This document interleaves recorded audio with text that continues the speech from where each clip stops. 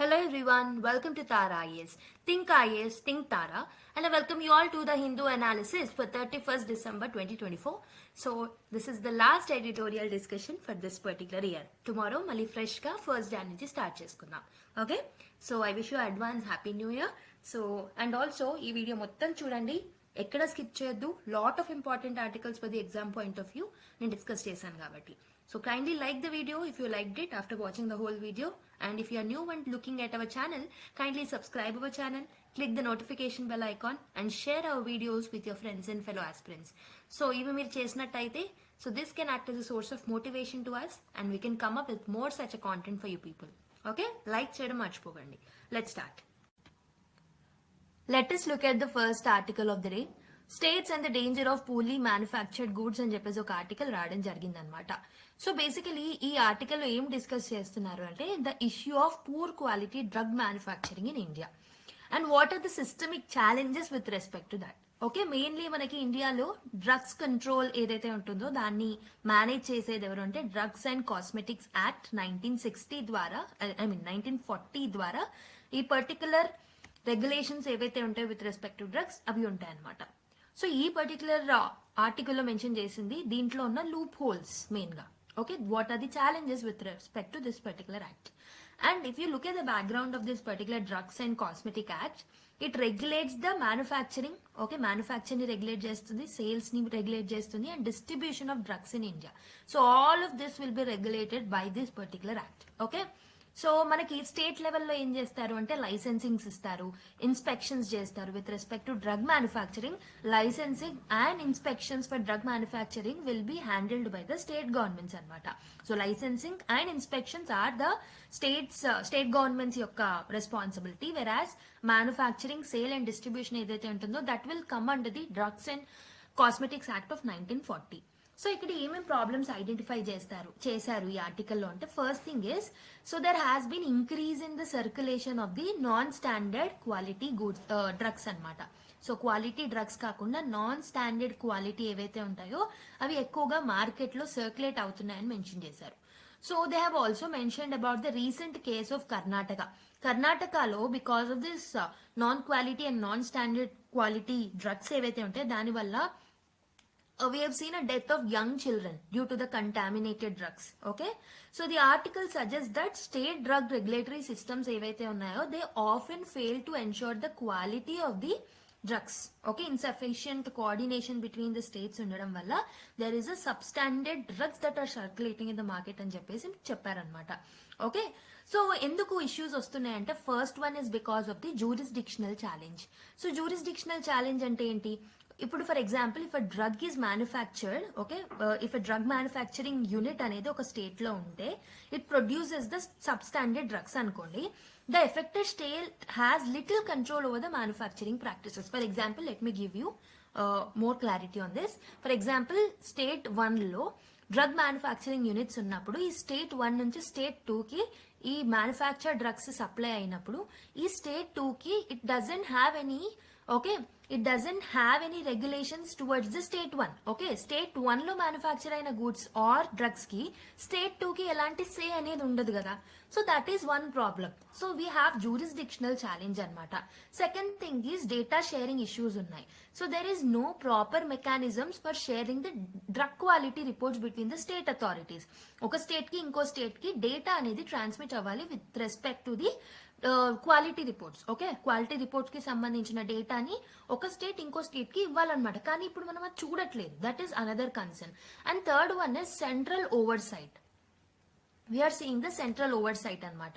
So the central drug standard control organisation ఏదైతే ఉంటుందో it is lacking sufficient power to intervene effectively in to the state. So మనకి CDSCO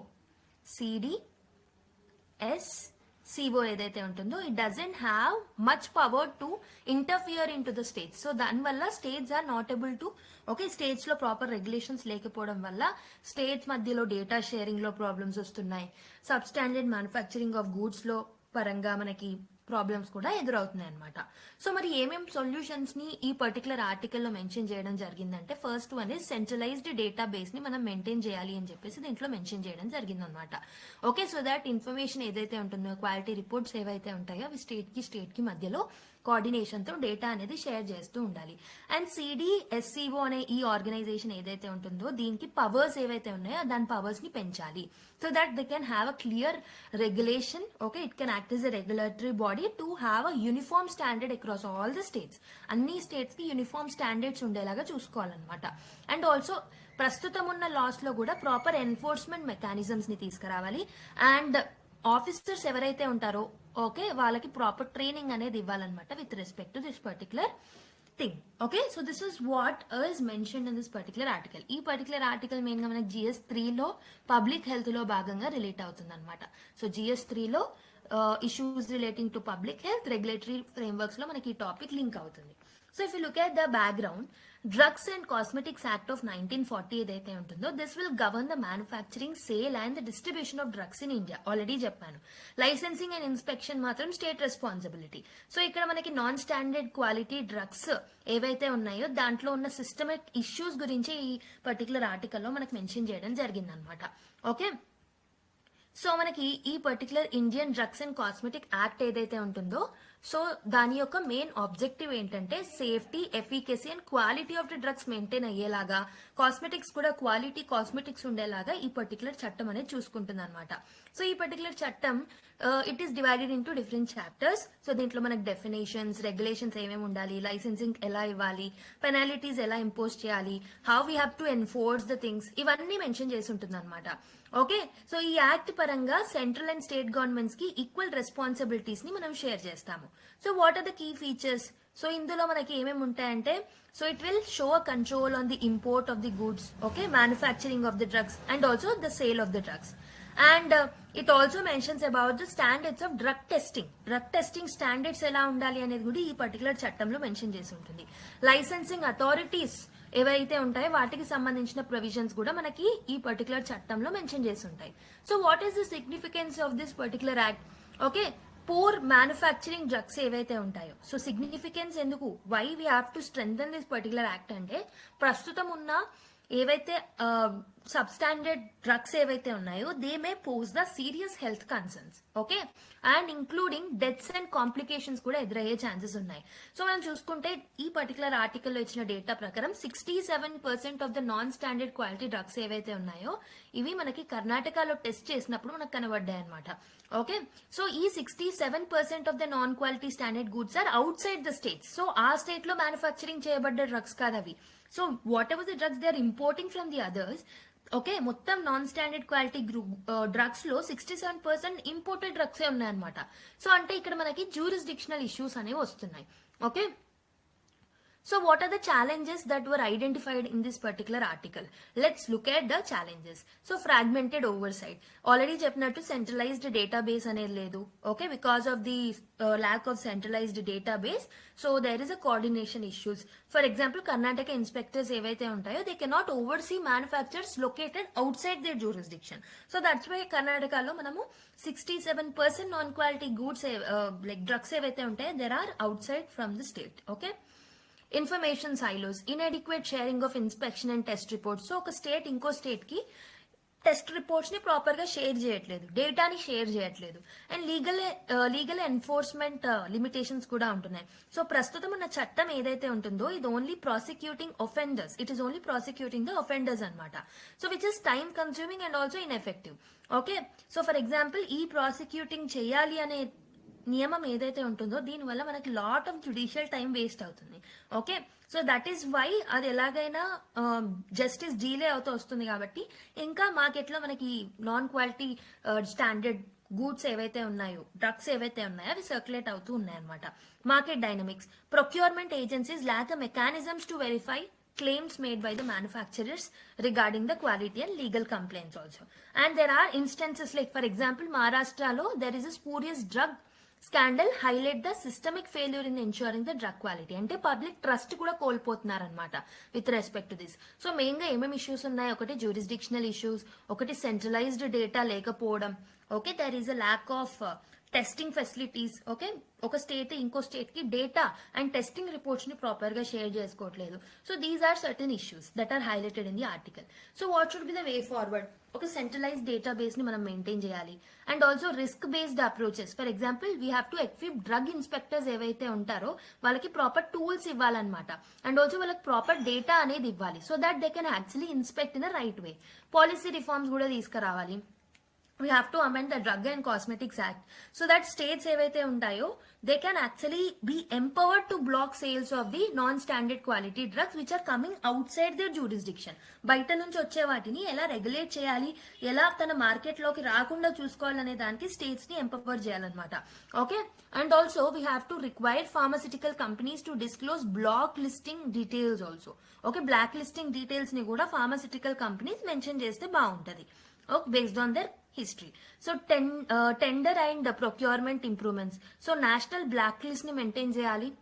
Okay, ensure blacklisting impacts procurement decisions nationwide. So ee blacklisting cheyadam valla ఏ company products ని మనం వాడాలి వాడకూడదు అవన్నీ మనకి అర్థమవుతాయి అనమాట. And we have to do capacity building. ఎవరైతే ఇన్స్పెక్టర్స్ ఉంటారో వాళ్ళకి ప్రాపర్ ట్రైనింగ్ అనేది ఇవ్వాలి, so that they can have a good inspection mechanisms, right? Next, so based on the discussion that we have made, try to solve this particular mains question. Discuss the regulatory challenges associated with ensuring the quality of pharmaceutical products in India. So ఏమేం regulatory challenges ని face చేస్తున్నామనేది discuss చేయండి. తర్వాత ఏం reforms తీసుకొస్తే బాగుంటుంది.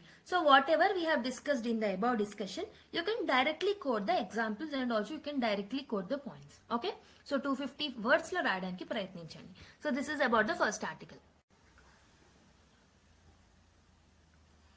Let us look at the another article, the Sheikh Hasina's contradiction demand India's options అని చెప్పేసి ఒక ఆర్టికల్ రావడం జరిగింది. Let's have a clear understanding on this particular article in detail. Okay, so this particular article is important from the GS2 point of view, international relations లో మీకు relate చేసుకోవచ్చు. Okay, let's start.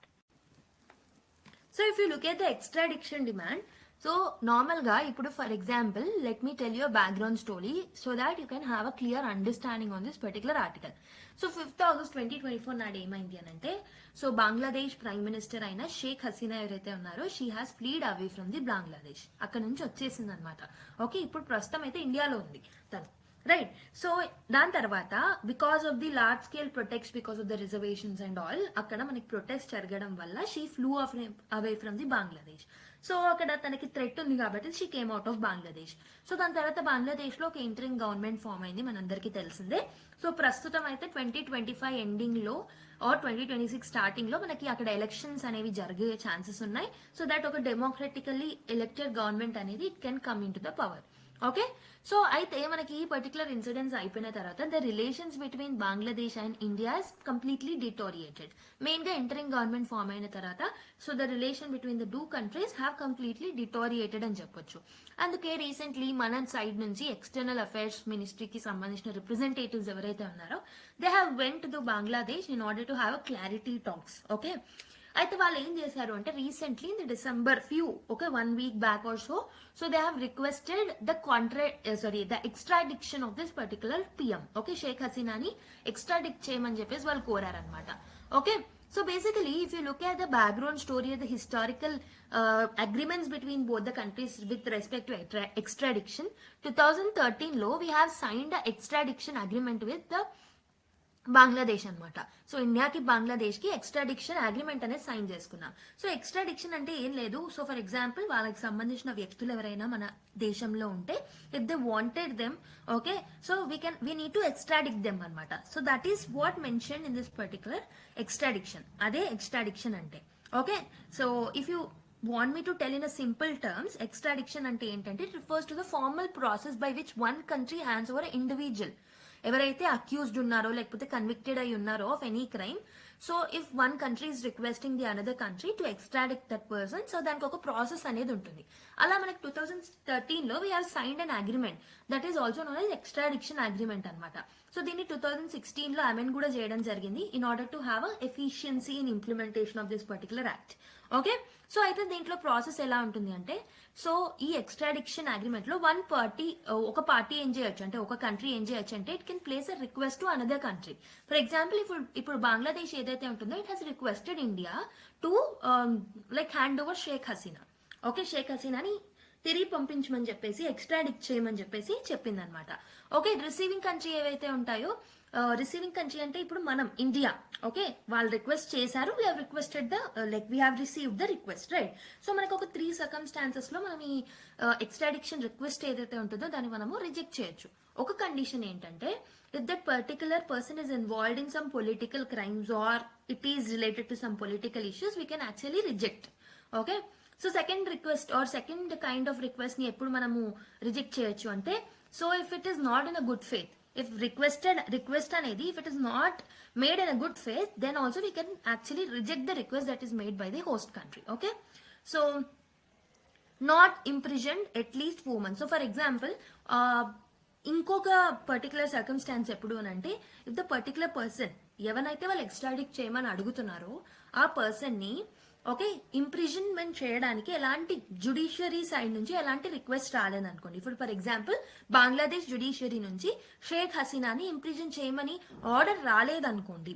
Okay, so and imprisonment ఎన్ని months ఉండాలి minimum అంటే at least 4 months అయి ఉండాలి. So అలాంటి request రానప్పుడు కూడా we can actually reject. Okay, so these are the 3 conditions basically. Okay, so basically వాళ్ళు ఏం చెప్తున్నారు అంటే, so the request that we're making, ఎందుకు మేము రిక్వెస్ట్ చేస్తున్నామంటే, there are lot of cases that got filed up against Sheikh Hasina one she ఫ్లెడ్ away from Bangladesh. So ఒకటి వచ్చేసి crimes against humanity allegations అనేవి తన మీద ఉన్నాయి. సో దానికి సంబంధించి మేము లీగల్ ప్రాసెస్ చేసుకోవాలి కాబట్టి we want the we have kept their extradition request అని చెప్పేసి అంటున్నారు.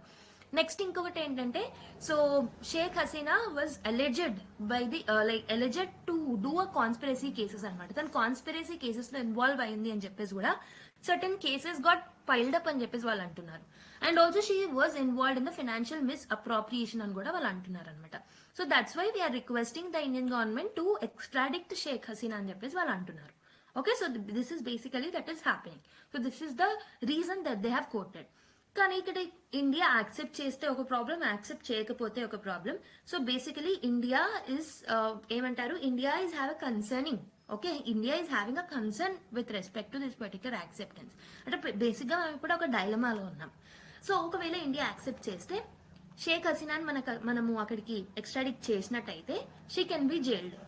ఓకే, అనదర్ థింగ్ పాసిబిలిటీ ఏంటంటే క్యాపిటల్ పనిష్మెంట్ ఇచ్చే ఛాన్సెస్ కూడా ఉంటాయి.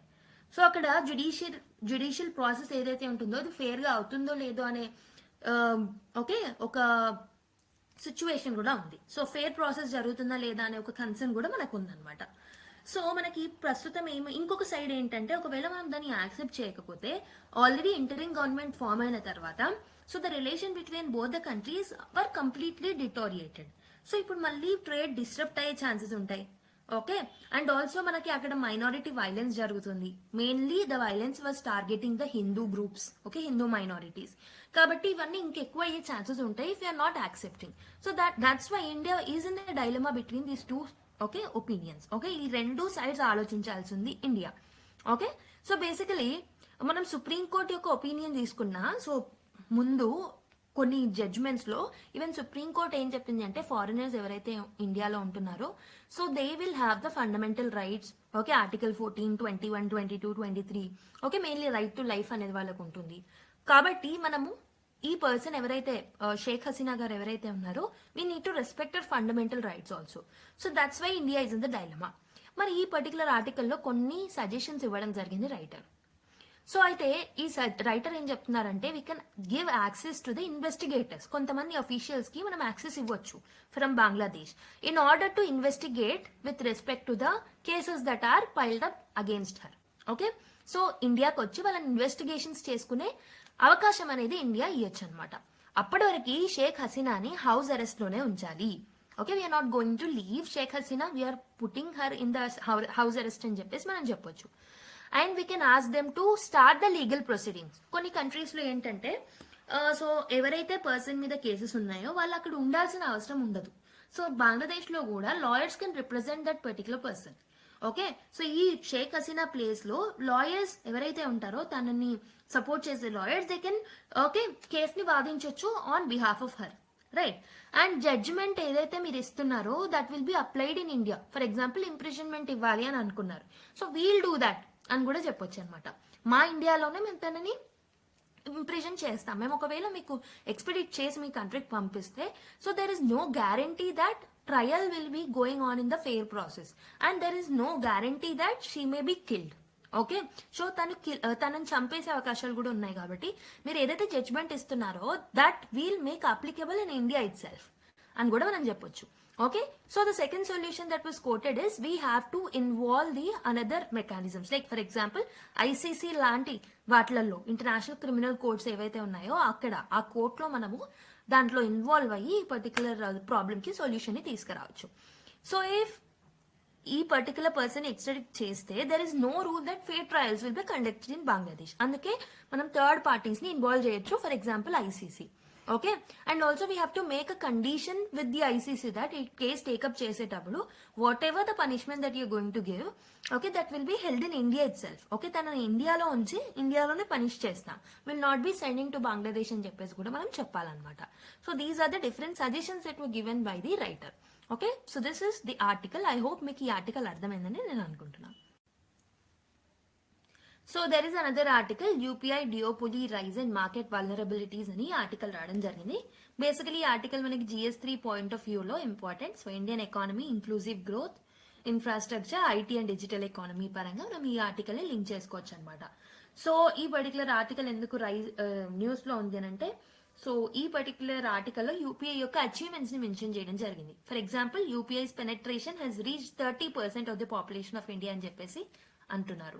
And also it has fostered the public trust. Okay, మనం డిజిటల్ పేమెంట్స్ లో పబ్లిక్ ట్రస్ట్ ని ఓకే ఫాస్టర్ చేయగలిగాం because of the UPI payments అని కూడా మనకి ఇందులో మెన్షన్ చేయడం జరిగింది.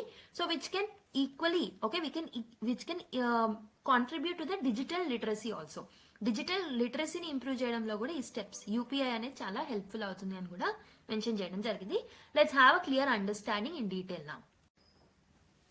సో యూపీఐ ఏదైతే ఉంటుందో that is unified payment interface. Okay, we know that most of us will use it, right.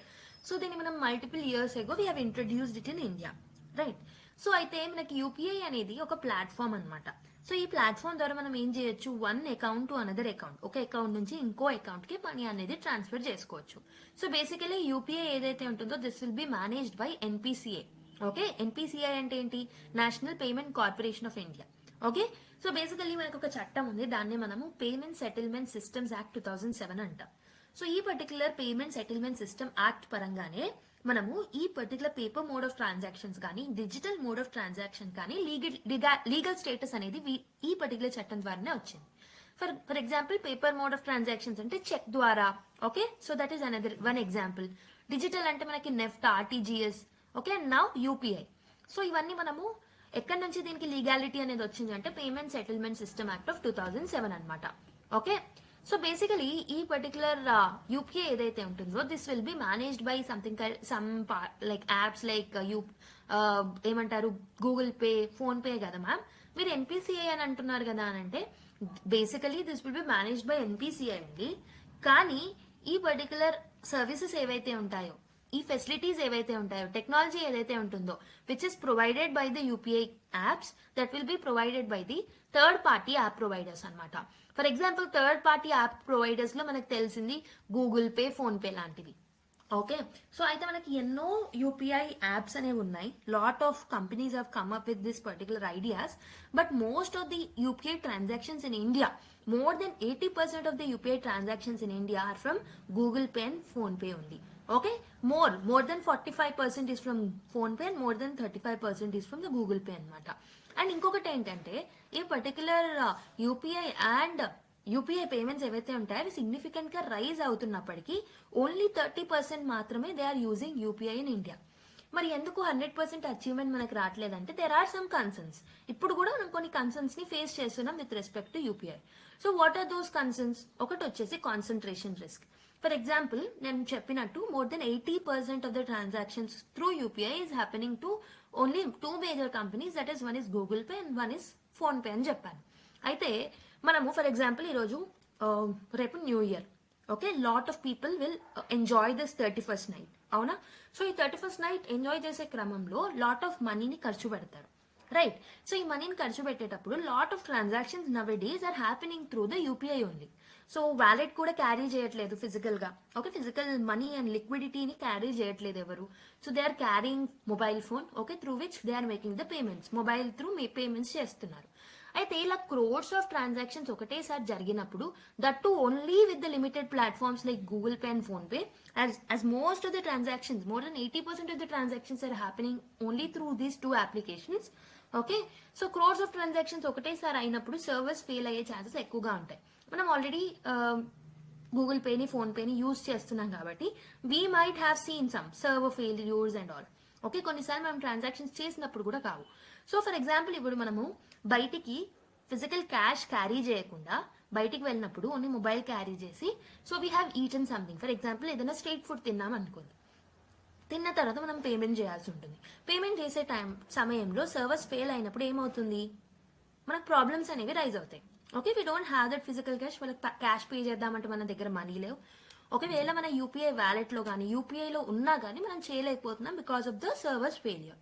So అంటే ఇక్కడ మనకి one thing is concentration risk. అందుకే not more than 30% are using UPI అనమాట. So this is one problem. And also competition తక్కువ ఉంది. More than 80% is from Google pay and phone pay కాబట్టి మిగతా players minute percentage, 1-2%, 3% అలా తక్కువ competition ఇవ్వడం వల్ల ఈ పర్టికులర్ 2 కంపెనీస్ ఎలాగైనా మేమే మార్కెట్లో మేజర్ ప్లేయర్స్ కాబట్టి మేము రీసెర్చ్ అండ్ డెవలప్మెంట్ చేయాల్సిన అవసరం లేదు, new services and improve services మేము ఇవ్వాల్సిన అవసరం లేదు అని చెప్పేసి రీసెర్చ్ అండ్ డెవలప్మెంట్ లో చాలా తక్కువ ఇన్వెస్ట్మెంట్ పెడుతున్నారు ఈ 2 companies. Okay, so that is another problem. And ఇంకొకటి ఏంటంటే most of this particular companies, for example phone pay కానివ్వండి, గూగుల్ పే కానివ్వండి, so they are foreign companies. Ownership అనేది ఫారెన్ కంపెనీస్ స్టేట్ లో ఉంది. అంటే ఏంటి, ఇక్కడ we have concerns with respect to data protection and privacy with respect to this particular applications. Okay, so మరి ఏం చేస్తే బాగుంటుంది అనేది కూడా ఆర్టికల్లో మెన్షన్ చేయడం జరిగింది. సో ఈ థర్డ్ పార్టీ యాప్ ప్రొవైడర్స్ ఎవరైతే ఉంటారో, okay, similar to that of Google pay and phone pay, మనం కూడా domestically we have to grow this TPAPs అనమాట. ఓకే, అండ్ ఆల్సో ఎన్పిసిఐ కూడా స్ట్రిక్ట్ రెగ్యులేషన్స్ ని తీసుకురావాలి విత్ రెస్పెక్ట్ టు ఒక కంపెనీ. ఇండియాలో ఒక కంపెనీ ఇండియన్ మార్కెట్ లోకి వచ్చింది అని అంటే ఎంత శాతం షేర్ ఉండాలి ఇండియన్ మార్కెట్ లో. ఓకే, ఫర్ ఎగ్జాంపుల్ ఫోన్ పేకి 25% ఇవ్వాలి, గూగుల్ పేకి 25% ఆఫ్ ద ట్రాన్సాక్షన్స్ ని అలౌ చేయాలి. అలా కొన్ని రెగ్యులేషన్స్ తీసుకురావచ్చు. ఈ డేటా ట్రాన్స్ఫర్స్ అండ్ ప్రొటెక్షన్ పరంగా కూడా స్ట్రిక్ట్ రెగ్యులేషన్స్ ని ఎన్పిసిఐ ఇంప్లిమెంట్ చేస్తే సో ఇలాంటి ప్రాబ్లమ్స్ ని మనం కంట్రోల్ చేయొచ్చు అనమాట. So this is what mentioned in this particular article. I hope so you understood this article. Now let's go to another article.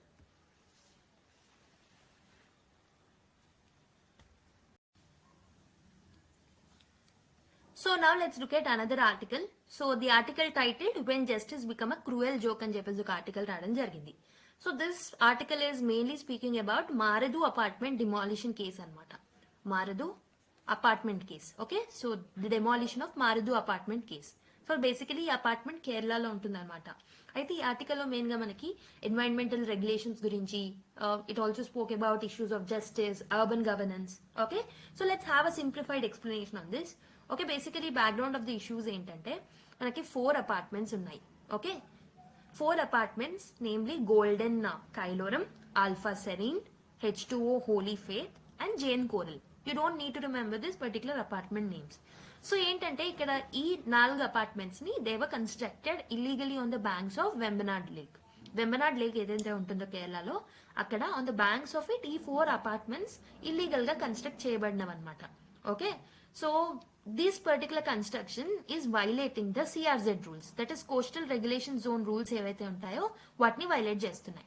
అయితే ఇనిషియల్ గా సుప్రీం కోర్ట్ ఏం చెప్పింది అంటే supreme court ordered the demolition of this particular 4 apartments. Okay, in Jan 2020. So Jan 2020లో ఈ 4 apartments ని demolish చేయమని చెప్పేసి supreme court order చేయడం జరిగిందనమాట. These buildings were violating the environmental laws. దీనివల్ల ఒక 350 మంది families they were evicted. Okay, మరి ఈ పర్టికులర్ ఆర్టికల్లో ఏం కీ ఇష్యూస్ ని హైలైట్ చేయడం జరిగిందంటే ఒకటి వచ్చేసి జస్టిస్ అనేది డీలే అవుతుందని చెప్తున్నారు. జస్టిస్ వాజ్ డీలేడ్ అని చెప్తున్నారు. సో ఈ పర్టికులర్ జడ్జ్మెంట్ ఇచ్చిన తర్వాత supreme court has, okay, supreme court initial stands ఏదైతే ఉంటుందో to demolish this illegal structure to enforce the CRZ rule strictly, తర్వాత ఏం చేసిందంటే however this court later reconsider this particular judgment again, మళ్ళీ దీన్ని రీకన్సిడర్ చేయడం జరిగిందనమాట. అండ్ ఇట్ ఎక్స్ప్రెస్డ్ దాట్ ఈ డెమోలిషన్స్ ఏవైతే ఉన్నాయో ఈ డెమోలిషన్స్ మనము అవాయిడ్ చేసి we have to penalise. Okay, main గా మనం ఈ డెమోలిషన్స్ చేస్తున్నాం కాబట్టి ఎవicted ఫ్యామిలీస్ కి మనము కొంచెం నష్టపరిహారం చెల్లించాలి by penalising the builders and also the officials who granted permission in this particular areas. Builders ని ఒఫీషియల్స్ ని పీనలైజ్ చేయాలి అని చెప్పేసి తర్వాత మళ్ళీ జడ్జ్మెంట్ ఇవ్వడం జరిగింది. అంటే జస్టిస్ గాట్ డీలేడ్ అనమాట. ఇనీషియల్ గా వీళ్ళని పీనలైజ్, ఓకే, ఈ సిటిజన్స్ ఎవరైతే ఉన్నారో వాళ్ళని ఎవిక్ట్ చేసి తర్వాత మళ్ళీ జస్టిస్ అనేది జరగట్లేదేమో అని చెప్పేసి ఎర్లియర్ స్టాండ్స్ ని మళ్ళీ రీఅఫర్మ్ చేసింది అనమాట సుప్రీంకోర్టు. దానివల్ల ఏమైంది, justice got delayed. Right. Second problem that was mention in this particular article is, so ఇక్కడ ఏంటంటే కాంపెన్సేషన్ ఇవ్వమని కూడా చెప్పింది అనమాట supreme court. So compensation of 25 lakhs was ordered for each evicted family, but the responsibility మాత్రం ఎవరి చేతిలో పెట్టింది.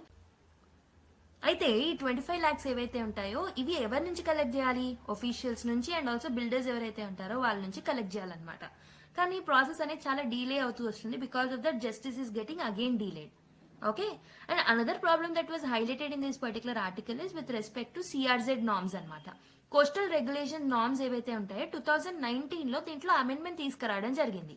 ఓకే, ఈ కొత్త నార్మ్స్ ఏవైతే అమెండెడ్ నార్మ్స్ ఏవైతే ఉన్నాయో this relaxed certain restrictions. So initial గా రెస్ట్రిక్టెడ్ ఏరియాస్ ఏవైతే ఉంటాయో ఆ రెస్ట్రిక్టెడ్ ఏరియాస్ లో కొన్ని రిలాక్సేషన్స్ కొత్తగా తీసుకొచ్చిన అమెండ్మెంట్ రూల్స్ తీసుకురావడం జరిగిందనమాట. అండ్ ఆల్సో కేరళలో మనకి కొత్తగా CZMP వచ్చింది. అంటే ఏంటి, కోస్టల్ జోన్ మేనేజ్మెంట్ ప్లాన్స్ అనేవి వచ్చాయి కేరళలో. ఈ పర్టికులర్ కొత్త ప్లాన్స్ ఏవైతే ఉంటాయో అడాప్టెడ్ ప్లాన్స్ ఏవైతే ఉంటాయో which were adapted recently, this is also permitting development in previously restricted areas. Previous గా రెస్ట్రిక్టెడ్ ఉన్న ఏరియాస్ లో కూడా కొత్త గైడ్ లైన్స్ ఏం చెప్తున్నాయి అంటే you can construct the apartments and all అని చెప్పేసి పర్మిషన్స్ ఇచ్చేస్తున్నాయి కొత్త plans. And also fourth problem that was highlighted is like for example inconsistent enforcement అనేది జరుగుతుంది అని చెప్పేసి అంటున్నారు. For example other cases were highlighted in this particular article. For example ఏంటంటే demolition of resorts in Nadiyathurthu. Okay, Nadiyathurthu అనే ఒక place ఉంటుంది, అక్కడ రిసార్ట్స్ ని డిమాలిష్ చేయడం జరిగింది. సో అక్కడ డిఫరెంట్ సిఆర్జెడ్ రూల్స్ ని అప్లై చేయడం జరిగింది. అంటే there is a lack of uniformity in the CRZ rules. CRZ rules ఏవైతే ఉన్నాయో, కోస్టల్ రెగ్యులేషన్ జోన్ రూల్స్ ఏవైతే ఉన్నాయో అవి ఒక్కొక్క ప్లేస్ లో ఒక్కొక్కలాగా వర్తిస్తున్నాయి. కొన్ని ప్లేసెస్ లో ఓల్డ్ దాన్ని ఇంప్లిమెంట్ చేస్తున్నారు, కొన్ని ప్లేసెస్ లో న్యూ రూల్స్ ని ఇంప్లిమెంట్ చేస్తున్నారు. There is inconsistent and non uniformity in implementation అని చెప్పేసి హైలైట్ చేశారు. ఓకే, సో దీనివల్ల అల్టిమేట్ గా సఫరర్స్ ఎవరు అంటే సిటిజన్స్ అనమాట. So the residents who bought this apartments in good faith they are feeling victimised. ఎందుకు, because of the poor governance, delayed justice, judicial perspective shift అవ్వడం వల్ల కూడా ఎక్కువగా ఇక్కడ ఇంపాక్ట్ అయ్యేది సిటిజన్స్ మాత్రమే. So that is where this particular article is important. Okay, ఈ particular article GS3 లో భాగంగా ఇంపార్టెంట్ అవుతుంది. సో ఆల్రెడీ చెప్పినట్టు మారదు అపార్ట్మెంట్స్ కేస్ గురించి దీంట్లో మెన్షన్ చేయడం జరిగింది. ఒక 350 రెసిడెంట్స్ ఎవరైతే ఉంటారో దేవర్ ఎవిక్టెడ్. సో తర్వాత ఇచ్చిన జడ్జ్మెంట్ లో 25 lakhs వాళ్ళ కాంపెన్సేషన్ అనేది పే చేయాలని సుప్రీంకోర్టు చెప్పింది, which should be recoverable from builders and also the government officials.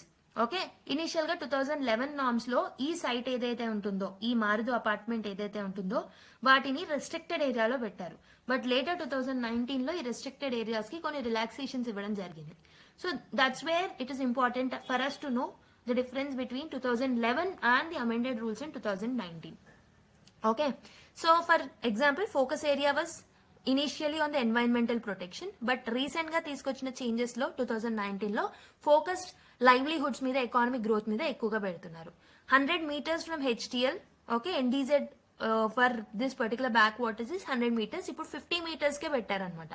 Okay, tourism activities initial గా రెస్ట్రిక్టెడ్ ఉన్నాయి, ఇప్పుడు పర్మిట్ చేస్తున్నారు. ఈకో టూరిజం అని చెప్పేసి పర్మిట్ చేస్తున్నారు. అండ్ క్లియరెన్స్ మెకానిజమ్స్ ఇనిషియల్ గా సెంట్రలైజ్డ్ ఉండేది, బట్ ఇప్పుడు సిఆర్జెడ్ మెకానిజమ్స్ క్లియరెన్సెస్ ఏవైతే ఉంటాయో వాటి యొక్క రెస్పాన్సిబిలిటీ స్టేట్ చేతిలో పెట్టారు. అంటే now it has become decentralised. Coastal communities have limited provisions initially, but now coastal communities ఏవైతే ఉన్నాయో లైవ్లీహుడ్ ఆఫ్ ద కమ్యూనిటీస్ మీద ఎక్కువగా ఎంఫసైజ్ చేశారు. అంటే most of the rules were relaxed. ఎక్కువగా ఇప్పుడు మనము హ్యూమన్ సెంట్రిక్ అప్రోచ్ లో థింక్ చేస్తున్నాం rather than environmental angle. Okay, so the challenges highlighted were economic justice versus human cost. So CRZ norms ఏవైతే ఉన్నాయో వాటిని ఎన్ఫోర్స్ చేయడం వల్ల సో ఎవరైతే వైలేటర్స్ ఎవరైతే ఉన్నారో వాళ్ళకన్నా ఎక్కువగా ప్రాబ్లమ్స్ ఫేస్ చేసేది ఈ డిస్ప్లేస్డ్ రెసిడెన్సే. రోబస్ట్ కంపెన్సేషన్ మెకానిజమ్స్ అనేవి లేవు. దీనివల్ల లాట్ ఆఫ్ గ్రీవెన్సెస్ అనేవి రైజ్ అవుతున్నాయి. రెగ్యులేటరీ ఫెయిల్యూర్స్, ఓకే, ఈ మారదు Panchayat permitted construction without the CRZ clearances. అక్కడ ఉన్న పంచాయత్ కూడా ఈ క్లియరెన్సెస్ లేకుండానే కన్స్ట్రక్షన్స్ కి పర్మిషన్స్ అనేది ఇచ్చింది. It means there is a governance failure. Okay, and there is a disparity of enforcement. ఒక దగ్గరనేమో కొన్ని అపార్ట్మెంట్స్ ని ప్రీవియస్ సిఆర్జెడ్ నార్మ్స్ తో డెమాలిష్ చేస్తున్నారు, కొన్ని ప్లేసెస్ లో రెస్ట్రిక్షన్స్ ఏవైతే ఉన్నాయో వాటిని రిలాక్స్ చేస్తున్నారు. There is a disparity in the enforcement process also. And legal and administrative inconsistence కూడా ఉన్నాయి. సిఆర్జెడ్ నార్మ్స్ ఫ్రీక్వెంట్ గా చేంజెస్ అవ్వడం వల్ల కూడా there is an ambiguity and complying, okay, ambiguity అనేది ఏర్పడుతుంది in complying the rules. And judicial process కూడా చాలా డిలేడ్ అవుతున్నాయి. And also perception of the justice, okay, supreme court perspectives ఏవైతే ఉన్నాయో అవి కూడా కేస్ బై కేస్ చేంజ్ అవుతూ వస్తున్నాయి. ఓకే, ఎకలాజికల్ కన్సర్న్స్ కూడా ఏర్పడుతున్నాయి. ఈ వెంబనాడ్ లేక్ దగ్గర ఉన్న వైలేషన్స్ ఏవైతే ఉన్నాయో this will threaten the backwater ecosystem. Okay, so that is another concern. ఏం చేస్తే బాగుంటుంది? We have to strengthen the governance mechanisms, proper monitoring తీసుకురావాలి. Local bodies, state coastal zone management authorities and also environmental regulators ఎవరైతే ఉన్నారో all the stakeholders must work in coordination. Okay, human cost ఏదైతే ఉంటుందో దీన్ని కూడా మనం address చేయాల్సి ఉంటుంది అనమాట. బెటర్ కాంపెన్సేషన్ ఫ్రేమ్వర్క్స్ ని బిల్డ్ చేయాలి. ఓకే, సో దట్ ఈ డిస్ప్లేస్ రెసిడెంట్స్ ఎవరైతే ఉంటారో so they should not be victimised. Okay, so వాళ్ళకి ప్రాబ్లమ్స్ లేకుండా వాళ్ళకు కూడా ఎఫెక్టివ్ కాంపెన్సేషన్ ప్రొవైడ్ చేయాలన్నమాట. అండ్ ఆల్సో ఎవరైతే అఫీషియల్స్ పర్మిషన్స్ ఇస్తున్నారో, బిల్డర్స్ ఎవరైతే కడుతున్నారో వాళ్ళకి పీనలైజ్ చేయాలన్నమాట. జుడిషియరీలో కూడా రిఫార్మ్స్ తీసుకురావాలి. Okay, we have to expedite cases involving environmental violation. So mainly environmental cases ఏవైతే ఉన్నాయో అవి త్వరగా టేకప్ చేసేసి డీలేస్ ని తగ్గించేయాలన్నమాట. Okay, we have to balance environmental protection with human rights mainly through judicial orders.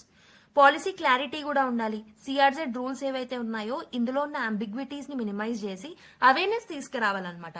కొత్త రూల్స్ తీసుకొచ్చినప్పుడల్లా ప్రాపర్ అడ్వర్టైజ్మెంట్ అండ్ అవేర్నెస్ తీసుకొస్తేనే people will know the new rules. And environmental impact assessments ఏవైతే ఉన్నాయో వాటిని కూడా ప్రాపర్ గా కండక్ట్ చేయాల్సిన అవసరం అనేది ఉంది before granting the permission in the coastal development. Okay, so this is about this particular news. So there is another article on India's obligation towards Rohingya అని చెప్పేసి ఒక ఆర్టికల్ రావడం జరిగింది. Let's have a clear analysis on this particular topic. Rohingyas ఎవరైతే ఉన్నారో, okay, these are the ethnic minorities అన్నమాట. So Rohingyas are ethnic minorities who are basically from Myanmar. Okay, so we'll basic ga they were having a lot of persecution that they are facing. Okay, they are facing many persecution in the Myanmar. Because of that they fled to neighboring countries including India. Okay, so many countries ki వాళ్ళు వెళ్ళిపోయారు. అలా India కూడా కొంతమంది Rohingyas రావడం జరిగింది అనమాట. So అయితే ఇండియాలో మనకి కరెంట్ ఏదైనా పాలసీ ఉందా to deal with the refugees అంటే we don't have any refugee policy. Okay, we don't have any national refugee law. But refugees ని మనం ఎక్కడ హ్యాండిల్ చేస్తామనంటే ఫారినర్స్ యాక్ట్ అనేది ఉంటుంది 1946 కి సంబంధించిన చట్టం, దీంట్లో భాగంగా. And also we have something called as citizenship act of 1955. ఈ రెండిట్లలో మనం we're going to deal with this particular refugees.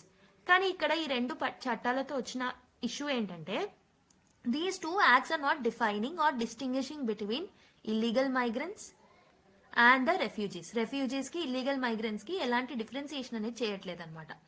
అయితే ఇండియా ఏదైనా ఇంటర్నేషనల్ గా కమిట్ అయ్యింది అని అంటే okay, we have not signed even the refugee convention. Refugee convention ని కూడా మనం సైన్ చేయలేమన్నమాట, which is with regards to 1951 refugee convention. Okay, and even దానికి సంబంధించిన ప్రోటోకాల్ 1967 లో వస్తుంది, దాన్ని కూడా ఇండియా సైన్ చేయడం జరగలేదు. ఓకే, మనము ఇంటర్నేషనల్ గా కూడా రెఫ్యూజీ కన్వెన్షన్ ని సైన్ చేయలేదు, గుర్తుపెట్టుకోండి.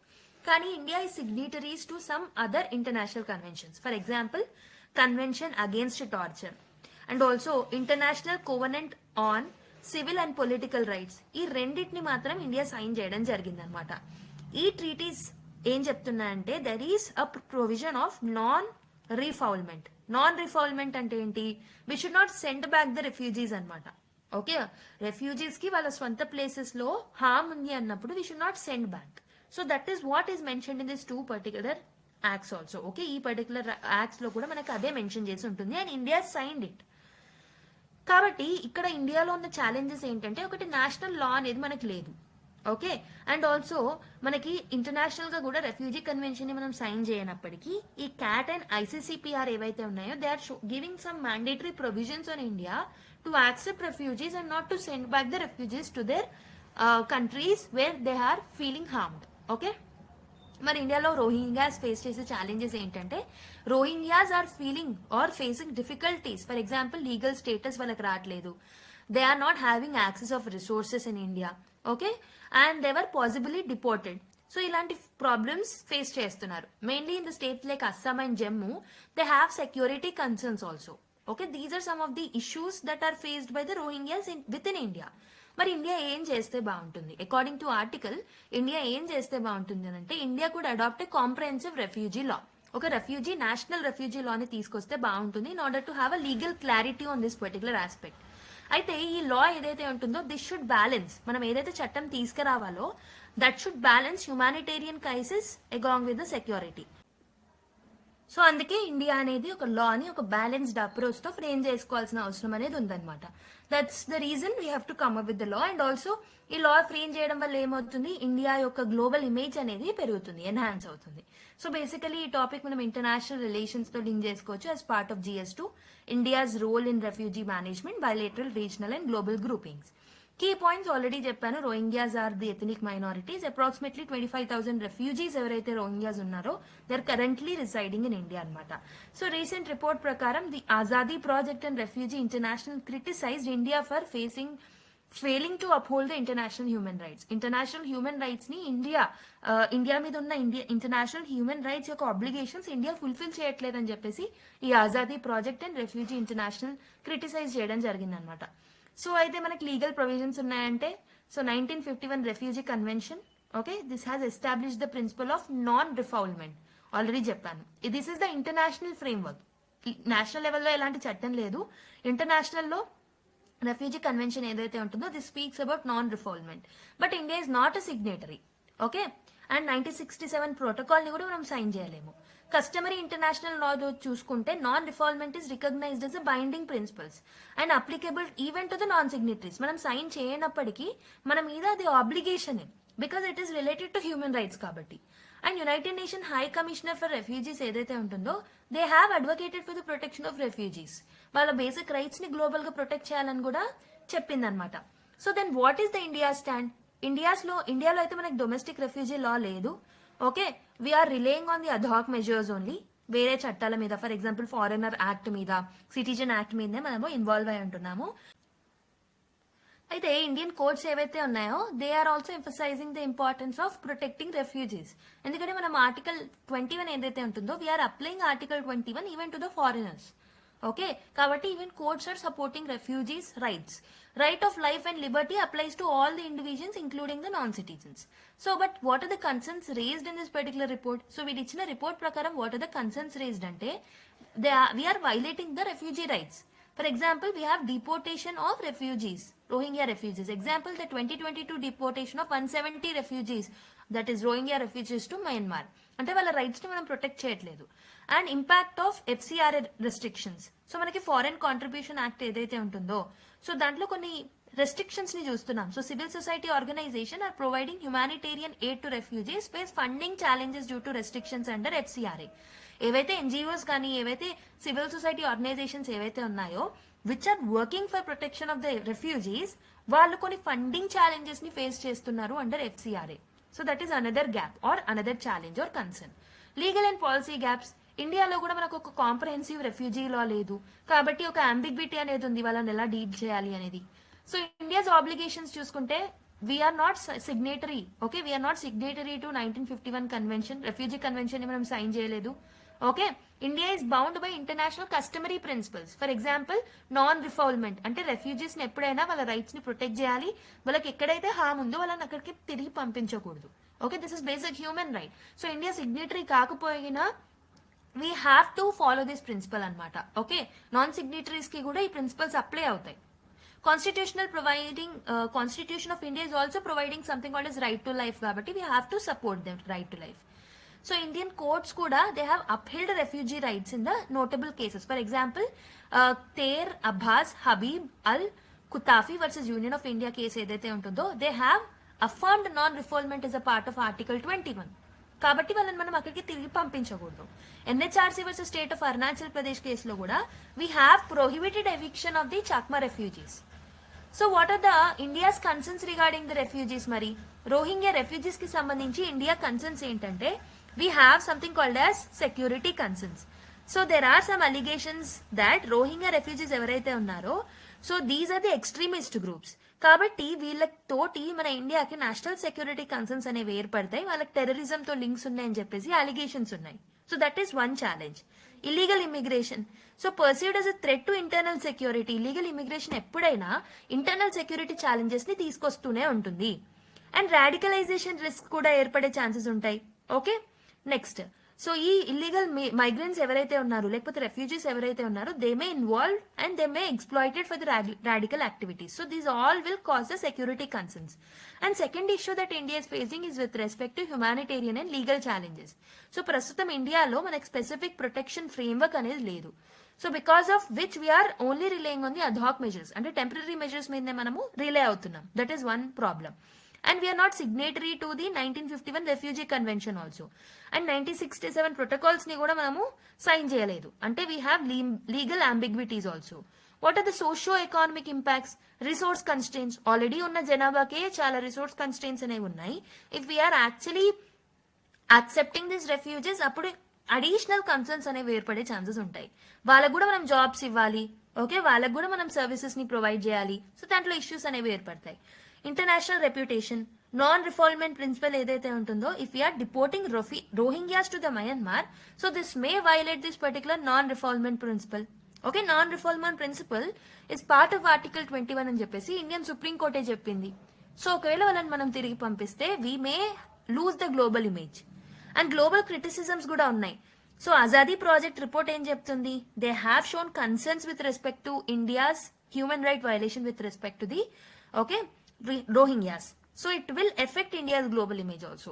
So these are different dilemmas that our India is facing with respect to Rohingyas. Okay, you can remember this particular article. So let us look at another article. Grave New World, Human Induced Loss of Elders Threatens Various Species అని చెప్పేసి ఒక article రావడం జరిగింది. Basically this article is important for the GS3 point of view, ecology and environment లో. Okay, so అయితే ఇక్కడ మనకి this article is showcasing about some interesting concept with respect to elder animals. Elder animals యొక్క importance చెప్పడం జరిగింది. So why elder animals are important?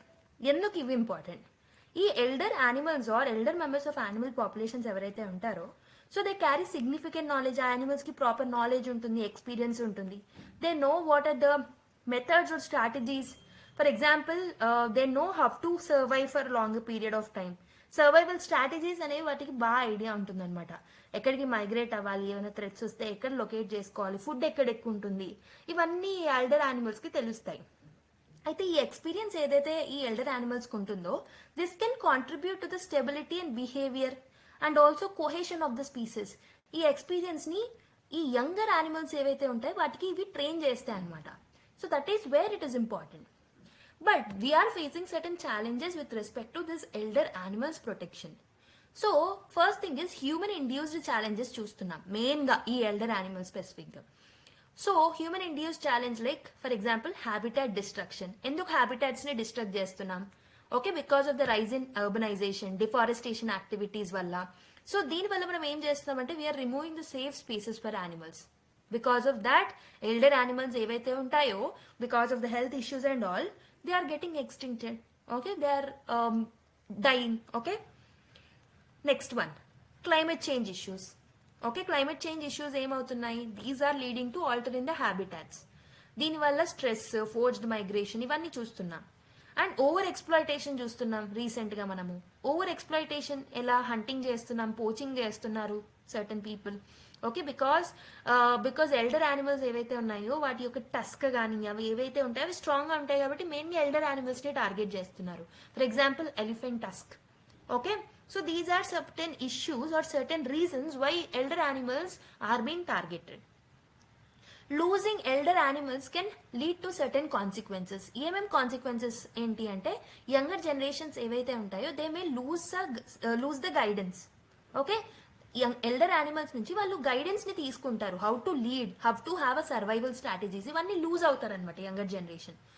Social structures ఏవైతే ఉంటాయో species లో, like elephants and whales, so that may get disrupted. Social structures ని మనం disturb చేసిన వాళ్ళం అవుతాం. And this may lead to loss of memory also about certain survival behaviours impacts. Okay, how the survival behaviour impact అనేది మనం చూడలేమన్నమాట. So long term impacts, loss of మెమొరీని కూడా చూస్తామన్నమాట. ఫర్ ఎగ్జాంపుల్ సర్టెన్ స్పీసీస్ యొక్క ఎగ్జాంపుల్స్ ఇక్కడ ఇవ్వడం జరిగింది. For example elephants. ఈ ఎలిఫెంట్స్ ఏవైతే ఉంటాయో, సో ఎలిఫెంట్స్ లో పోచింగ్ ఆఫ్ టస్క్ ఏదైతే ఉంటుందో, ఎలిఫెంట్ టస్క్ ఏదైతే ఉంటుందో దాన్ని పోచ్ చేయడం జరుగుతుంది అనమాట. This has led to fewer experience leaders to guide herds. Okay, lot of elephants ని మనం కోల్పోతున్నాం, mainly elder animals, elder elephants. ఎందుకు ఎల్డర్ ఎలిఫెంట్స్ ని కోల్పోతున్నాం? బికాస్ వాటి యొక్క పోచింగ్ వల్ల, వాటి యొక్క టస్క్ ఏదైతే ఉంటుందో దాన్ని పోచ్ చేయడం వల్ల we're losing the elder elephants. So దానివల్ల యంగర్ ఎలిఫెంట్స్ ని ఎవరు గైడ్ చేయడానికి ఉండట్లేదు అనమాట. ఓకే, నెక్స్ట్ వేల్స్ కూడా ఎగ్జాంపుల్స్ ఇచ్చారు. వేల్స్ యొక్క examples, older members of whales ఎవరైతే ఉన్నారో, సో దిస్ వేల్స్ కమ్యూనిటీ ఏదైతే ఉందో దాంట్లో ఎల్డర్ మెంబర్స్ ఎవరైతే ఉన్నారో, so they are often teaching the migration patterns to the lower members or the younger ones. Younger ones కి మైగ్రేషన్ ప్యాటర్న్స్ ని train చేస్తూ ఉంటాయి అనమాట ఈ ఎల్డర్ వేల్స్. కానీ because of certain challenges like climate change and all, elder whales ని మనం lose అవుతున్నాం అనమాట రీసెంట్ ట్రెండ్స్ చూసుకుంటే.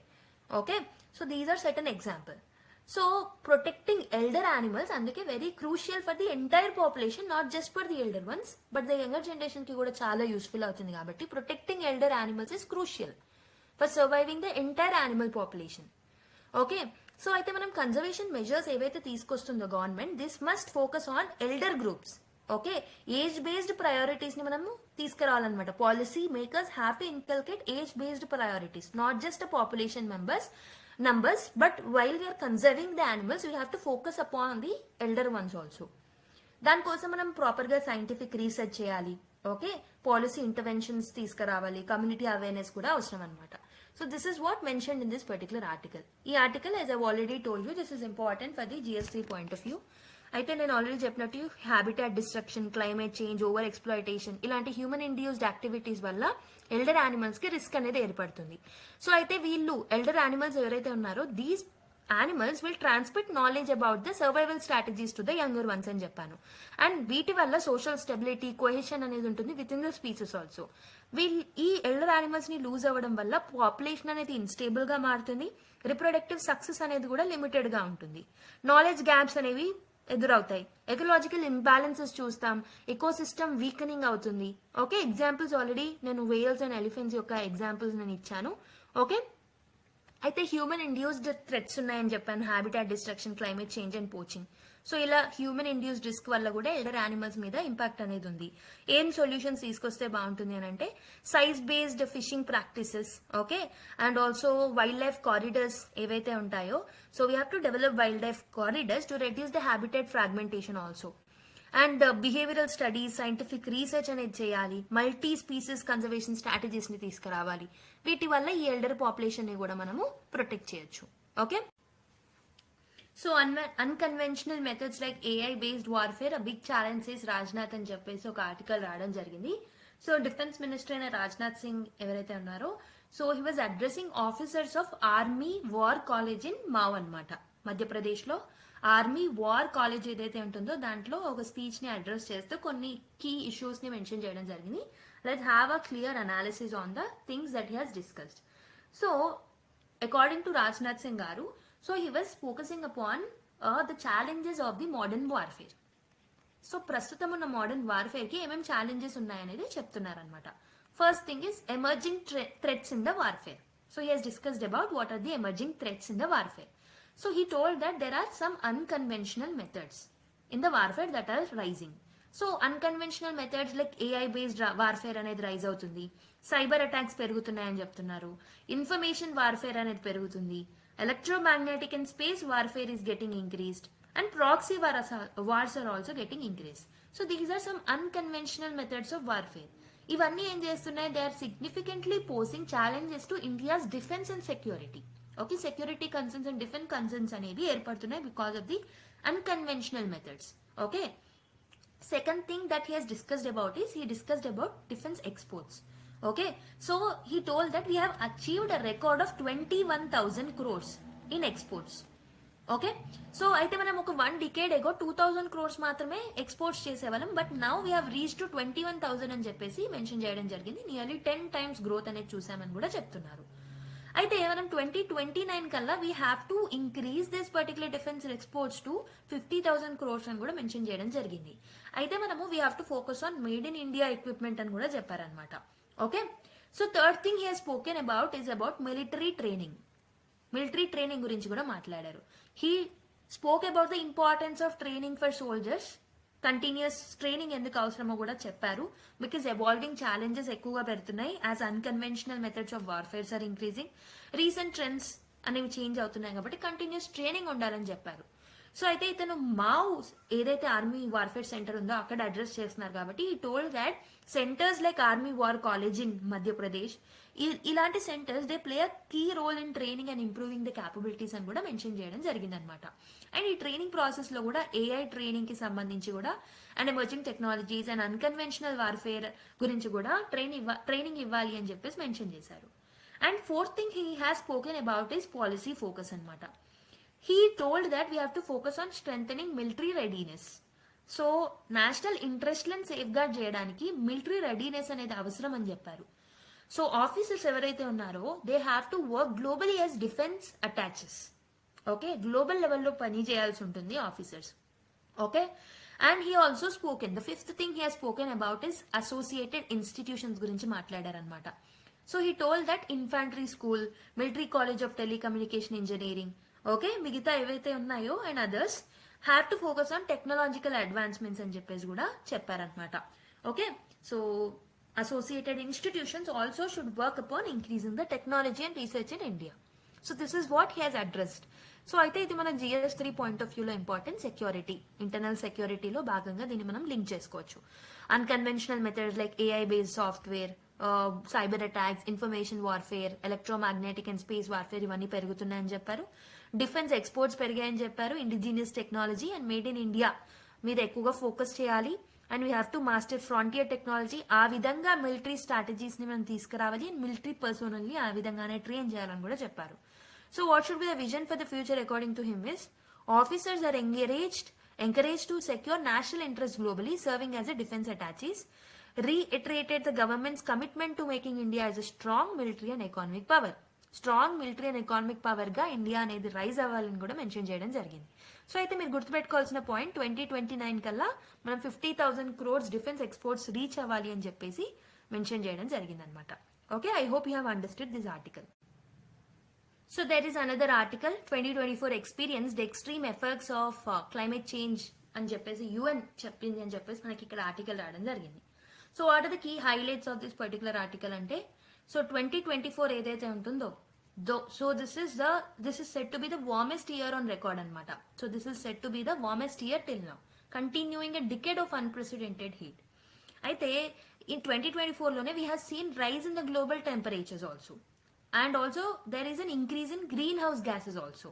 Okay, so almost recorded level కి రీచ్ అయ్యాయని చెప్పేసి దీంట్లో మెన్షన్ చేశారు. And we have seen extreme weather events in 2024. For example record breaking rainfalls ని చూసాం, ఫ్లడింగ్స్ ని చూసాం. We have seen loss of life and destruction across the continents. So what are the scientific observations that are mention in this article అంటే, so the average global temperature ఎంత ఉంది అని అంటే జనవరి to September 2024 కి మధ్యలో it was around 1.54 degrees Celsius.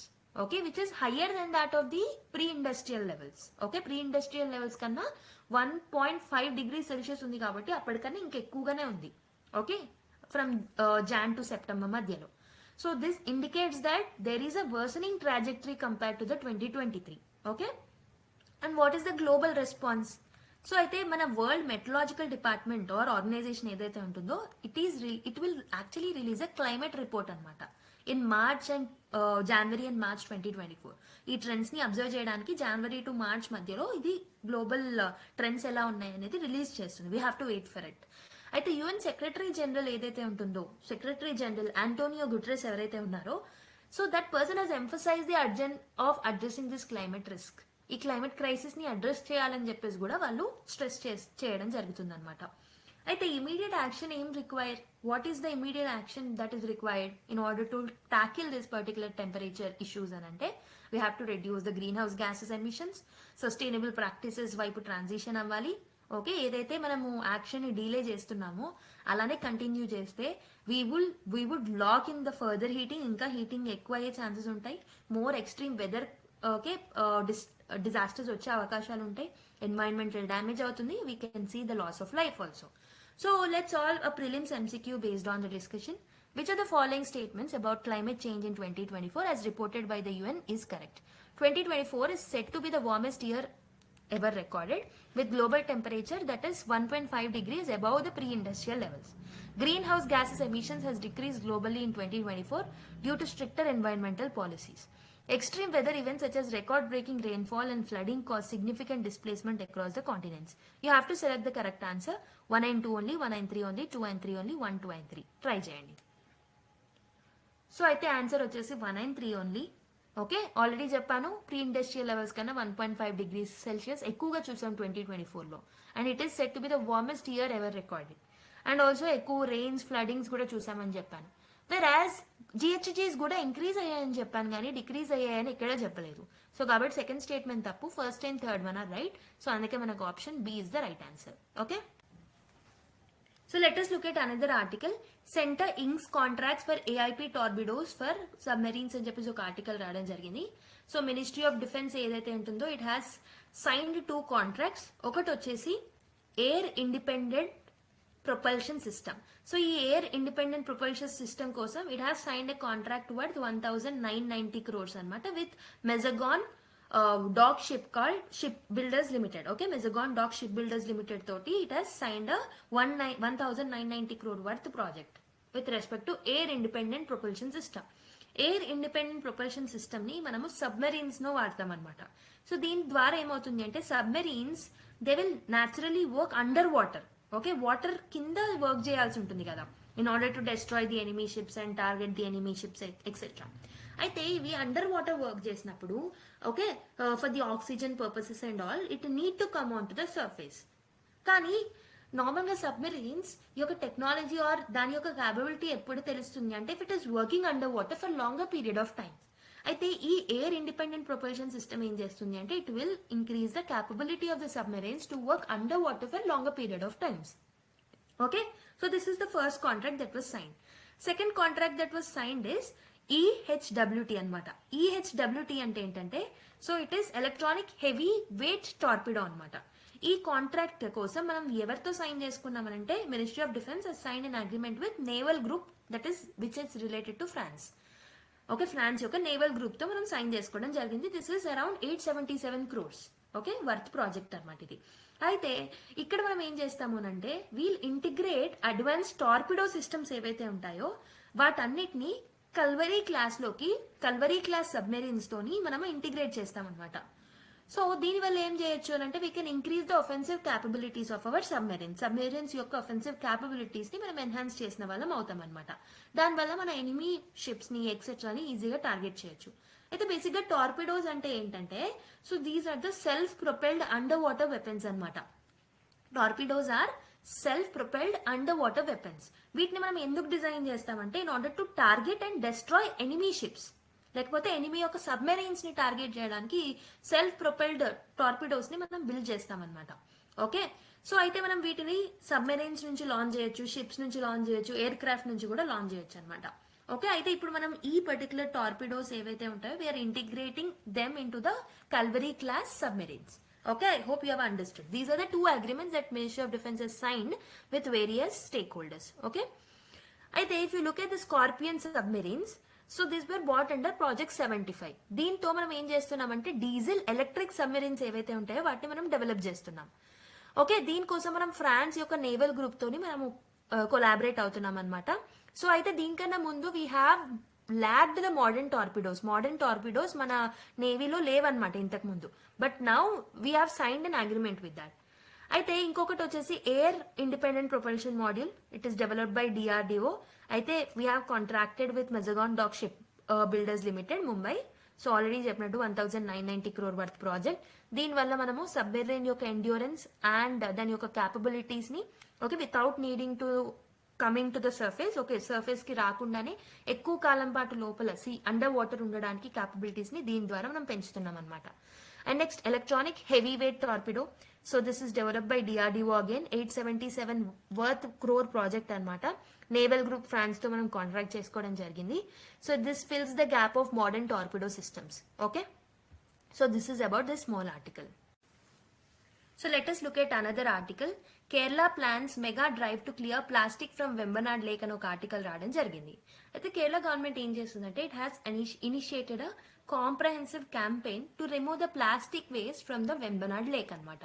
Okay, so this is one of the state's largest and most ecologically significant water bodies అని చెప్పొచ్చు.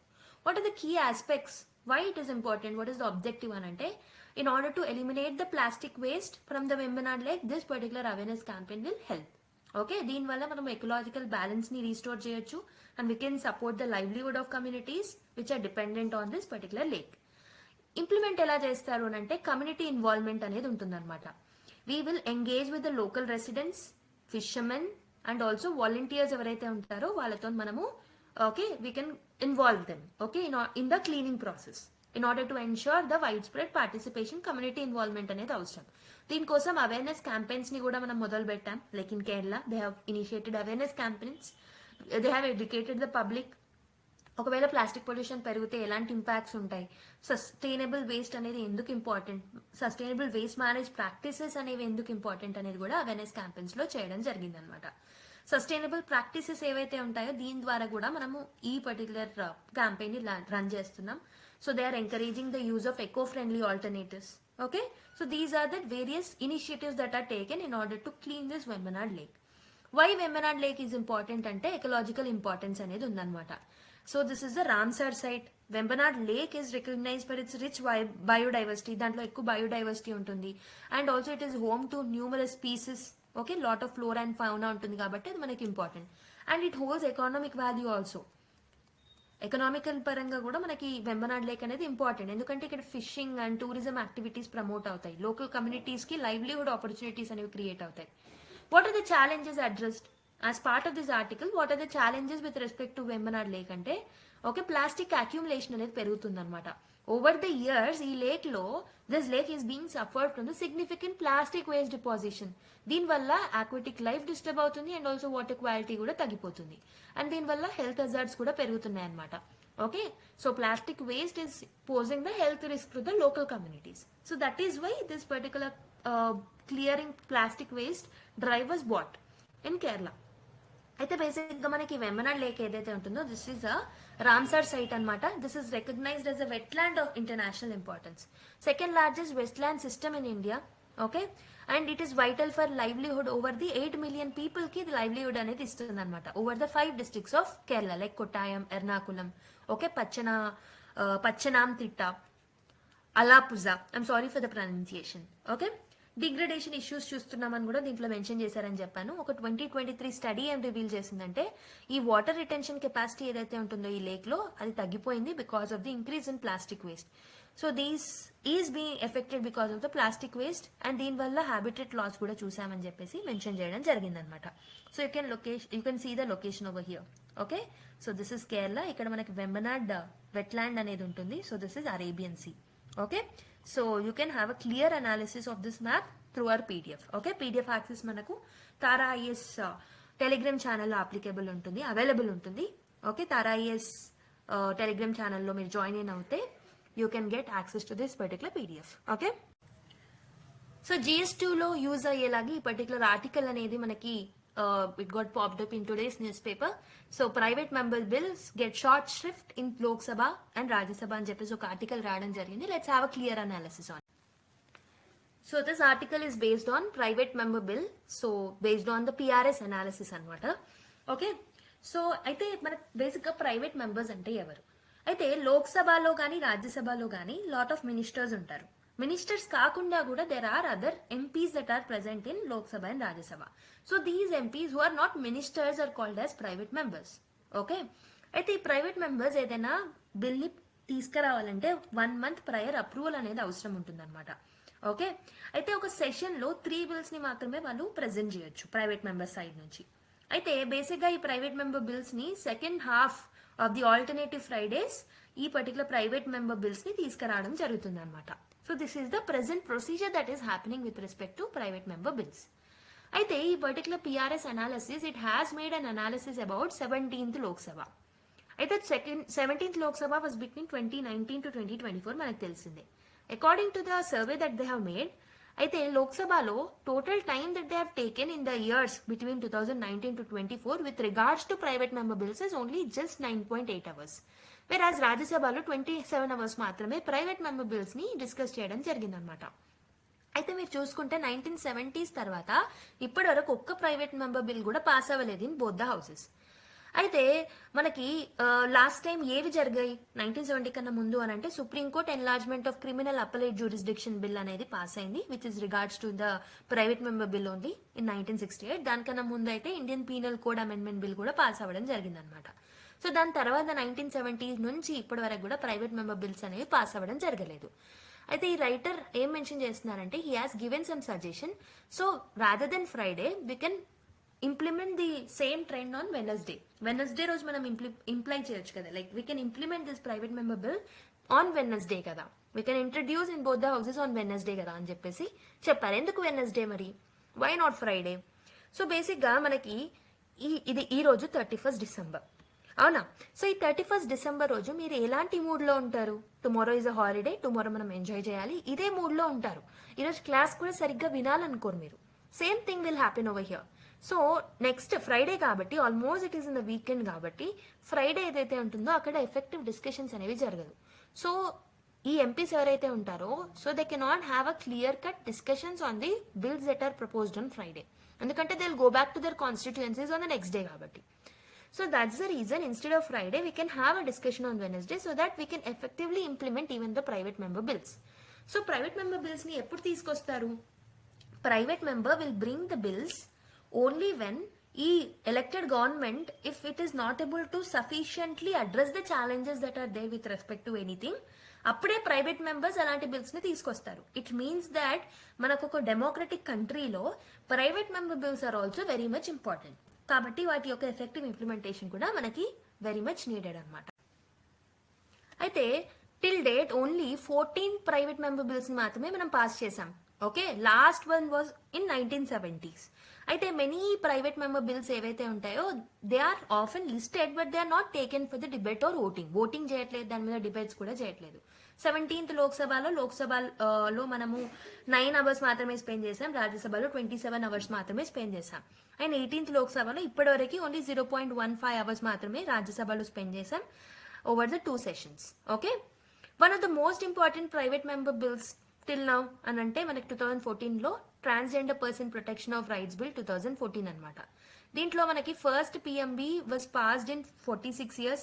So it was passed by the Rajya Sabha on April 24, 2015. It was introduced in Tiruchi Siva, a DMK MP. సో ఎవరు introduce చేశారు అంటే తిరుచి శివ అనే ఒక DMK MP దీన్ని introduce చేయడం జరిగింది 2014లో.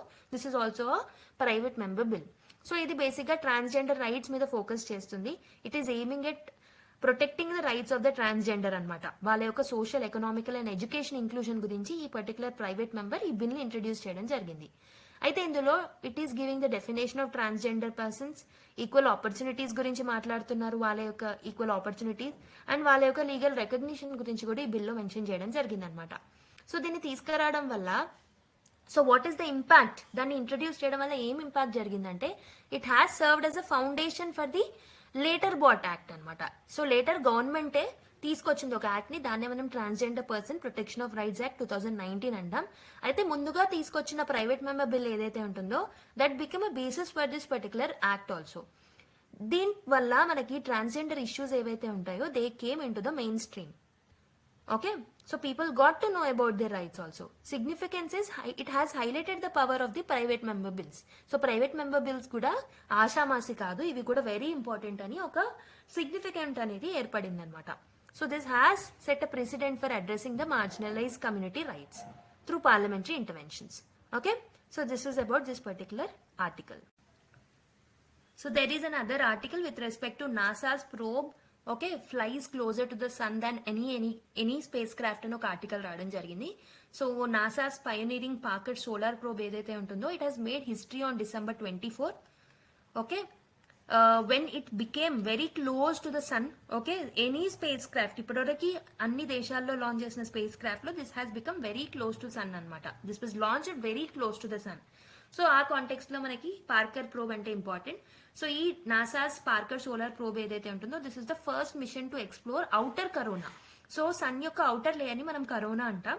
దీన్ని ఎక్స్ప్లోర్ చేయడానికి నాసా లాంచ్ చేయడం జరిగింది పార్కర్ సోలార్ ప్రోబ్ ని.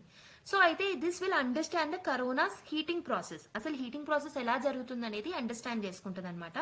So this will investigate why the sun's corona is much hotter than any surface. Okay దాని సర్ఫేస్ కన్నా సన్ కరోనా ఎందుకు హాట్ ఉంటుంది అనేది కూడా ఇన్వెస్టిగేట్ చేస్తుంది అనమాట. It will even study the solar wind. It will examine how the flow of charged particles ejected from the sun and their interaction with earth magnetosphere. అయితే particles ఏవైతే sun నుంచి eject అవుతున్నాయో అవి ఎలా ఎర్త్ యొక్క మ్యాగ్నెటోస్పియర్ తోని ఇంటరాక్ట్ అవుతున్నాయి అనేది కూడా స్టడీ చేస్తుంది. It will also predict the space weather అనమాట. సోలార్ స్టార్మ్స్ గురించి ఓకే స్టడీ చేస్తుంది అండ్ ఆల్సో పవర్ గ్రిడ్స్ గురించి కూడా స్టడీ చేస్తుంది. Okay this is basically designed to withstand the extreme heat up to 2500 Celsius like degrees Fahrenheit వరకు కూడా ఇది withstand చేయగలుగుతుంది. అందుకే it became very much close to the okay sun అనమాట than any other spacecraft. అయితే it uses a carbon composite heat shield అనమాట in order to protect all the instruments that are there in the Parker probe.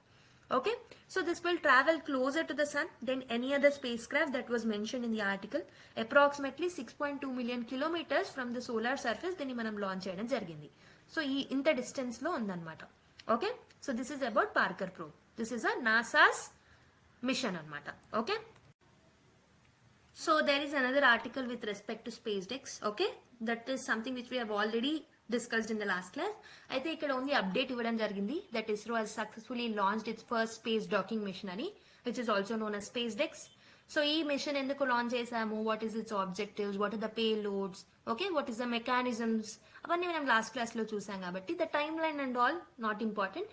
ఇక్కడ only మనకి project గురించి important that is something which we have spoken about in the last class. Last class కి వెళ్ళి అక్కడ మీకు timestamps ఉంటాయి. అక్కడ మీరు స్పేస్ డెక్స్ దగ్గర టైం స్టాంప్ ని క్లిక్ చేసినట్టయితే మీకు డీటెయిల్డ్ ఎక్స్ప్లెనేషన్ వస్తుంది. You can watch it. Okay so there is another article with respect to currency concerns. So this speaks about depreciation of rupee over dollars. Okay, let's have a quick analysis on it. Okay, so basic గా ఏమవుతుంది అంటే Indian rupee ఏదైతే ఉంటుందో it has been depreciated to historic low. Almost $1.86 కి మారడం జరిగింది. So దీనివల్ల ఏమవుతుంది, ఫస్ట్ థింగ్ ఏంటంటే మన ఇంపోర్ట్స్ ఏవైతే ఉంటాయో దట్ విల్ బికమ్ కాస్ట్లియర్. అంటే మనకి ఇంపోర్టెడ్ ఇన్ఫ్లేషన్ వచ్చే అవకాశాలు ఉన్నాయి. Already India is facing inflation. దాంతో పాటు ఇంపోర్టెడ్ ఇన్ఫ్లేషన్ వల్ల కూడా క్రైసిస్ అనేది ఎకానమీ మీద పడుతుంది. So why actually this particular depreciation is happening అంటే first thing is Chinese government ఏదైతే ఉంటుందో so in order to recover okay so ఏదైతే చైనీస్ ఎకానమీ హిట్ అయిందో దాని నుంచి రికవర్ అవ్వడానికి it has announced stimulus packages అనమాట. సో దానివల్ల ఏమవుతుంది, ఇండియాలో ఉన్న ఇన్వెస్టర్స్ ఎవరైతే ఉన్నారో they are going away from India and they are investing in China. అందుకే మన ఎఫ్పిఐస్ ఏవైతే ఉంటున్నాయో దట్ హ్యావ్ డిక్రీస్డ్ బై 99% అని చెప్పొచ్చు. And also Trump came in to the power కాబట్టి విత్ అమెరికా ఫస్ట్ పాలసీతో వచ్చారు కాబట్టి so elections in USA are also impacting the rupee value. Okay and also trade deficit కూడా పెరిగింది. లైక్ కరెంట్ అకౌంట్ డెఫిసిట్ ఏదైతే ఉంటుందో ఇట్ ఇస్ నియర్లీ 1.2%. అండ్ ఈ quarter ఏదైతే ఉంటుందో అది it is expected that it will be more than 2%. అంటే trade deficit కూడా మన ఇండియన్ రూపీ ఏదైతే ఉంటుందో దాని వాల్యూని డెప్రిషియేట్ చేస్తుంది. అండ్ దీన్ని మనము ఈ కరెంట్ అకౌంట్ డెఫిసిట్ ని తగ్గించడానికి ఫారెక్స్ రిజర్వ్స్ ఏవైతే ఉంటున్నాయో అవి యూజ్ చేస్తున్నాం అనమాట. So that is actually leading to rupee depreciation. So actually ఇక్కడ నేను ఎక్కువ డిస్కస్ చేయట్లేదు. So separate video has been made with regards to rupee depreciation. Okay ఈ రూపీ డిప్రిసియేషన్ మీద సపరేట్ వీడియో చేశారు already Venkat sir. Okay he has discussed in detail. So you can watch that particular video in order to have a clear understanding. Okay so let us look at another article. This is the last article for discussion in today's newspaper. Okay, so basically ఇక్కడ మనకి 2025లో several unexpected developments అనేవి జరుగుతున్నాయి. So this will impact the global commodity markets అని చెప్పేసి ఒక 5 important incidents ని ఇక్కడ mention చేయడం జరిగింది. So first thing is Trump's positive impact అనమాట. So Donald Trump, that is US president Donald Trump returns to the power కాబట్టి so the policies that is implementing may boost the global economy. So that is something which is mentioned. So ఏమవుతుంది అంటే what are the implications అంటే global economic activity అనేది increase అయ్యే chances ఉన్నాయి because of the policies that are taken up by the Donald Trump. Okay, so దానివల్ల commodities మీద demand కూడా పెరిగే ఛాన్సెస్ ఉన్నాయి. For example copper, iron ore, వీటి మీద డిమాండ్ అనేది పెరిగే ఛాన్సెస్ ఉన్నాయి. ఓకే, అండ్ ఆయిల్ మార్కెట్ ఏదైతే ఉంటుందో despite overall growth crude oil prices May struggle. Okay, one impact is crude oil prices అనేవి స్ట్రగుల్ అయ్యే ఛాన్సెస్ ఉన్నాయి because of the potential over supply. ఒకవేళ యుఎస్ అనేది ప్రొడక్షన్ ని పెంచినట్టయితే ఆయిల్ ప్రైసెస్ అనేవి పెరిగే ఛాన్సెస్ ఉన్నాయి because of the Donald Trump. Second thing that is mention in this particular article is Trump యొక్క అడ్వర్స్ పాలసీస్ గురించి మెన్షన్ చేయడం జరిగింది. సో బేసిక్ గా ట్రంప్ ఏం చేస్తారు అంటే he will come up with aggressive trade barriers. Okay, trade barriers తో రావడం వల్ల ఓకే, అండ్ ఈ will withdraw from the international agreements. So last term లో మనం చూసాం ఆల్రెడీ ట్రంప్ యొక్క ఇంపాక్ట్ ఎలా ఉంటుందంటే he will withdraw from the international agreements. So దానివల్ల గ్లోబల్ ఎకానమీ ఏదైతే ఉంటుందో so that May will get disturb. Global economy will get disturb. Economic slow down అయ్యే ఛాన్సెస్ ఉంటుంది అండ్ డిమాండ్ కూడా తగ్గే ఛాన్సెస్ ఉంటుంది అనమాట on commodities. And price of copper, iron ore, crude oil, so ఈ విధంగా ఈ అగ్రిమెంట్స్ నుంచి డిక్లైన్ విత్డ్రూ అయితే మాత్రం వీటి యొక్క ఏమంటారు ప్రైసెస్ అనేవి పెరిగే ఛాన్సెస్ ఉన్నాయన్నమాట. Okay, next third one, Chinese economic resurgence. So China ఏం చేస్తుందంటే it is implementing successful economic reforms in order to boost the recovery. ఇంతకు ముందు కూడా మనం చూసాం కదా. So last article I have told you that China is coming up with stimulus packages. So దానివల్ల it want to recover from the economic decline that was there. Okay, దీనివల్ల ఏమవుతుంది industrial activity అనేది బూస్ట్ అవుతుంది. Okay, and the shift of electric vehicles ఏదైతే ఉంటుందో it will limit the growth of the crude oil demand.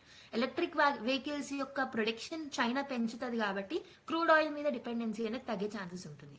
Fourth one is opaque plus disintegration.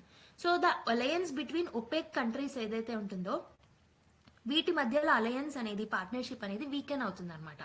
దీనివల్ల there is an increase in the oil production.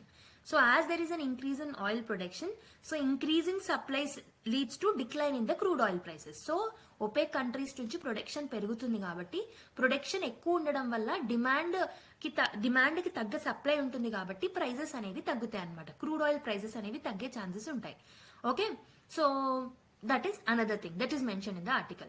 Fifth thing that is mentioned is accelerated global energy transition. So దీని గురించి కూడా mention చేశారు.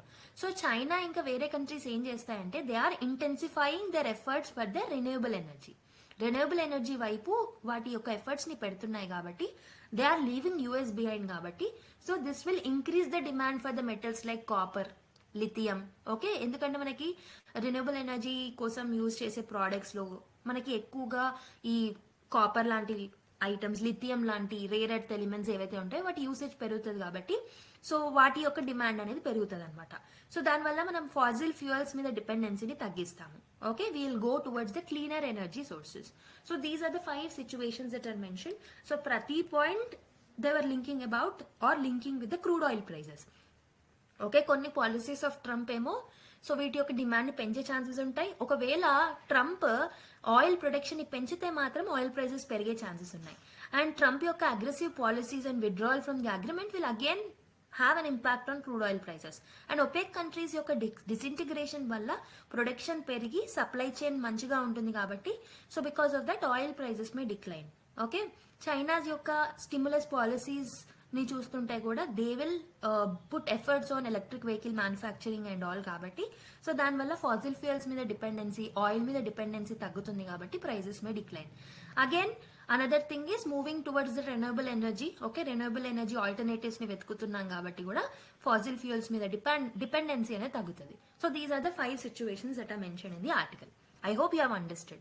So this is about this particular video. So మనం lot of articles comprehensive గా UPSC point of వ్యూలో discuss చేసాం. I hope this video is helpful to you. If this video has added some value to your knowledge base, please subscribe to our channel, click the notification bell icon and like the video and share it with your friends and fellow aspirants. Okay, leave your feedback to the comment box. Okay na? So next class lo mali kaluddam. Until then, take care, bye bye, and keep smiling.